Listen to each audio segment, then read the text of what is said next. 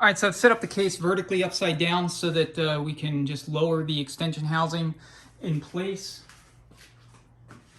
So I'm going to do that now.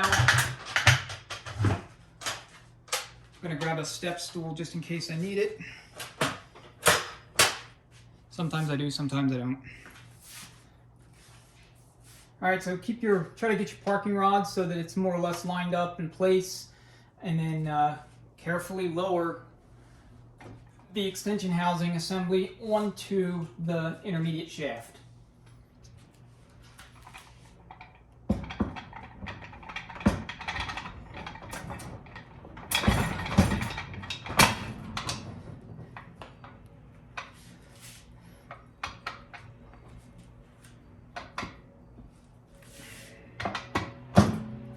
All right, there it goes.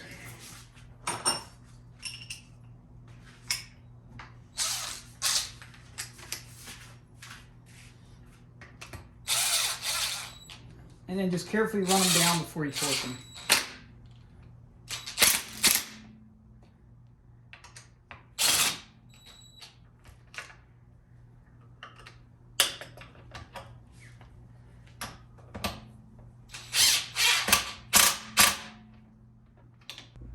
All right, now the trans is back belly up and on the stand. We're going to go ahead and finish up torquing the extension housing case bolts. 25 foot-pounds is all you need. No need to over torque them. So just work your way. I like to go like anything else. I'll go crossways starting with the bolts at the 3 and 9 position.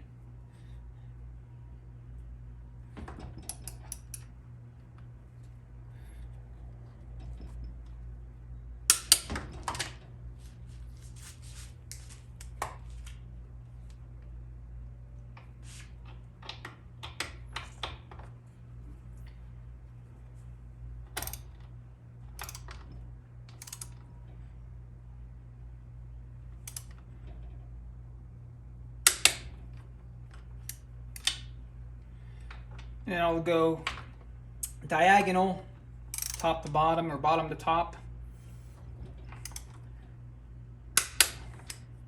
Just want to do the best you can to hold the assembly in place while you torque. Transmission will otherwise kind of drift on you.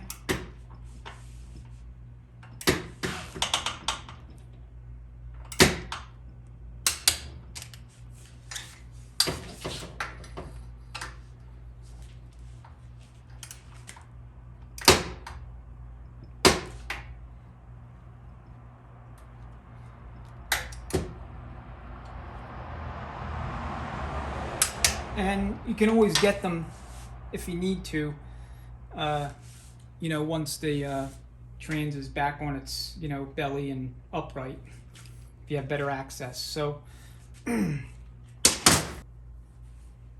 right, let's do a quick check of the output shaft, make sure it's spinning.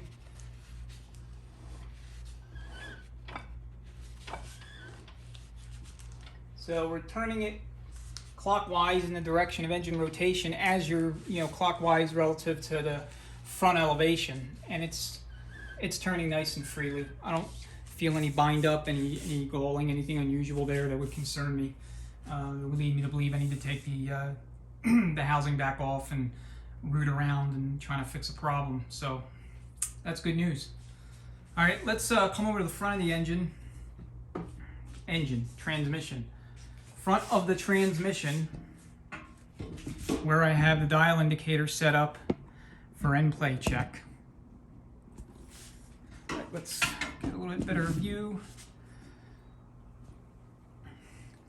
So you want to put the input shaft, put a little bit of pressure on it, or tap it, and get it as rearward as you possibly can, so that you can reach in behind the vice grips and kind of push it out or pull it out and see what kind of reading you get. Now the book has you doing this so that with the transmission vertical, and that makes the most sense, but I've done it horizontal and I don't think I'd be off by more than a couple thou.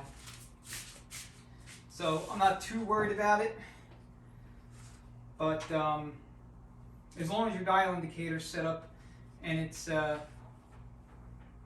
you know, it's stable on there, then you're good. So these transmissions run kind of loose compared to other similar units from GM and Ford. They like between 34 and 84 thousandths of end play. That's what the book specification calls for. So I like to run them on the tighter side. Just you know, as a builder, I prefer not to have a lot of slop, you know, in the transmission if I can avoid it. So we'll see where we're at with this, but as long as we're within that range, then technically speaking, we're okay. So just pull it out as far as it'll go, and then seat it as far back as it'll go. And you may have to do it a couple of times. So it looks like I'm running at 34 thousandths end play, which is minimum spec.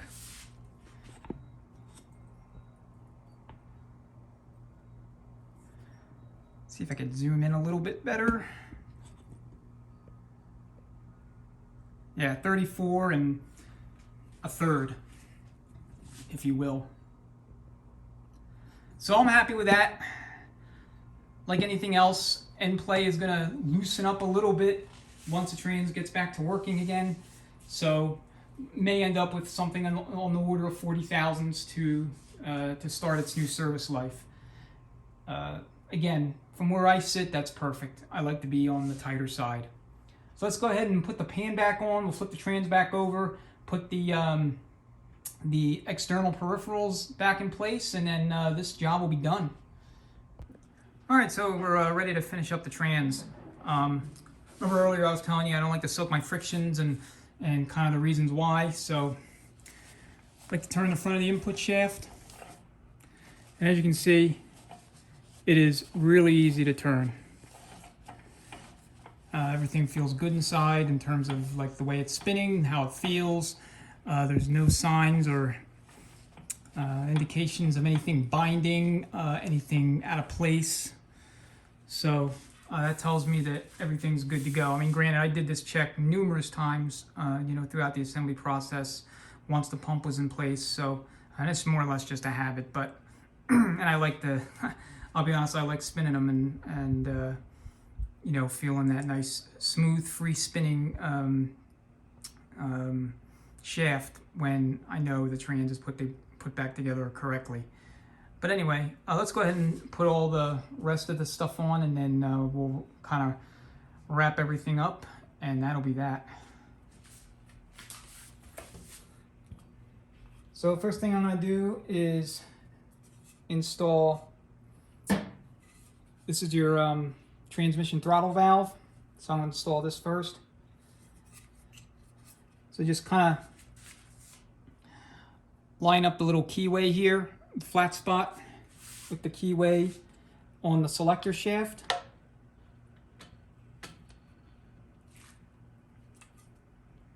And then just put your bolts in.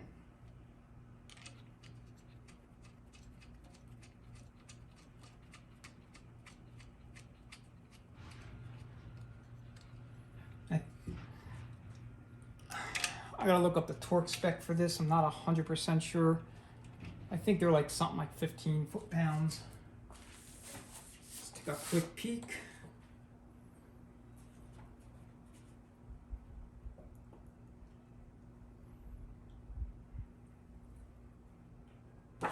Actually, no, they're 75 inch-pounds.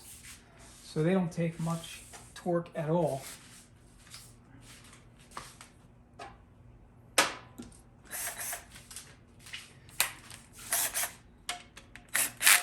I don't see a lot of these 48 REs with the actuator valves on them.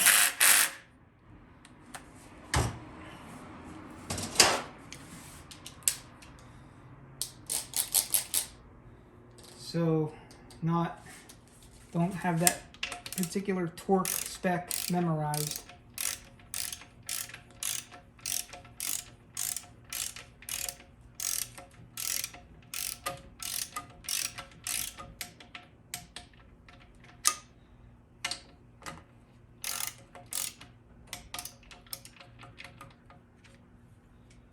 Okay. Next we'll go and install our digital range sensor. So if you recall seeing the little plastic electronic half moon type connector on the rooster comb, well, basically that rooster comb connector communicates with this range sensor via the little tip here, and then sends the whatever range is being selected, it sends that information to the PCM, and the PCM, or powertrain control module, then will interpret that, and then based on what the driver is trying to do, will either allow the vehicle to start if it's in a park or neutral setting, or if it's not, then the car won't start. I mean, all your lights will come on, your your radio will work and all that good stuff, but you're not going to get any ignition. The engine's not going to turn over. It's going to be a no start, or no crank, no start condition.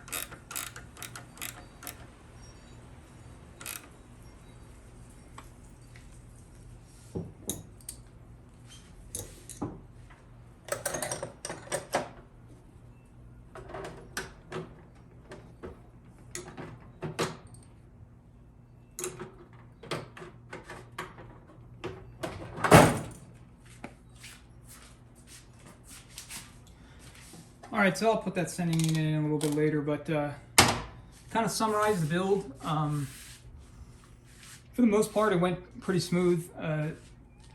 Nothing too crazy. Had to just wait on that pressure plate to come in for the overdrive brake friction pack. The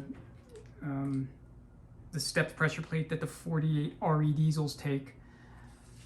So clearances for the Ford, I think we are at 32 or 34 thousandths of an inch.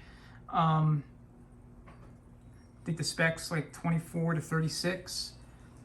Direct spec, I believe, is 90 to 160 thou, and we were at 120 thou.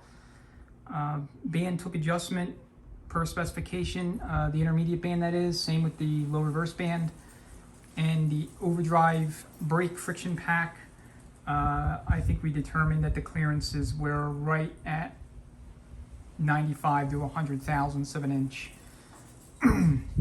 which is fine. Most of these clearances will open up a little bit. End play, we measured at 34 thousandths for the front, and again, that will likely open up by 5 or 10 thousandths once the transmission's working. So overall, I'm happy with the build. Thanks for watching, and hopefully this has helped someone with their 48 RE project.